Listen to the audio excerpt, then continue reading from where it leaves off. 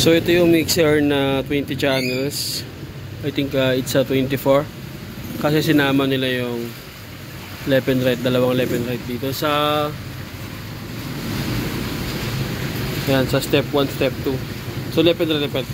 So ang issue nito palagi kahit bago, ang sabi doon nila, pagka marami nakasaksak na pulang-pula na yung indicator niya. So ang pinaka issue niyan, hindi naman siya issue, no, kumbaga kakulangan nung unit. So ang pinaka problema niyan ay itong kanyang power supply, no. Ito yung original na power supply niya, pero ito kasi modded ko na to upgraded ko na siya. So ang problema ng ganon, yung kapag marami nakasaksak, ibig sabihin kinakapos yung kanyang supply. So ang ginawa ko lang, ayan, yung kanyang chopper pinalitan ko, at yung kanyang PWM with the MOSFET pinalitan ko rin 5 wires. Kasi ito yung original chopper niya, ganito lang kaliit. So parang mga pang 4 channels lang to Ito yung kanyang default na transformer. Class A ito na na sound grab. So ang ginawa ko, kumuha ko sa mixer na malaki. So sira na yung mixer na yun. So yung mixer na pinagkuhaan ko nito is sira na, condemned na. Medyo malaki siya.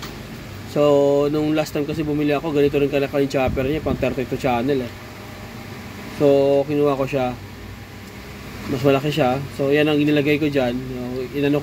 Kinuha ko lang yung pin configuration. Ayan. Tapos napalit ako ng 5 wires module. Bakit hindi 4 wires? 5 wires ang ginamit ko. Tapos pinalitan ko rin yung kanyang main filter capacitor ng medyo malaki. Kasi yung kanyang main filter capacitor ay ganito lang kaliit. Maliit, no? So madali ito lumobo. Pinalitan ko na rin yan. Itong in-upgrade ko ito, yung PWM. Ayan, 5 wires module. At yung kanyang chopper. Ayan, mas malaki na. So in this case, hindi ko na kailangan maghiwa. Kasi yung una kong ginawa, nag-order ako.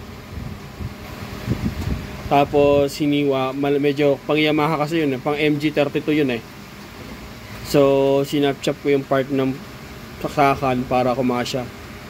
Pero this time hindi na kailangan. Ang pinalitan ko lang ito lang. Yan, ganyan lang ginawa ko.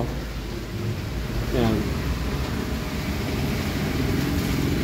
Kasi yung IC niya dito sira na.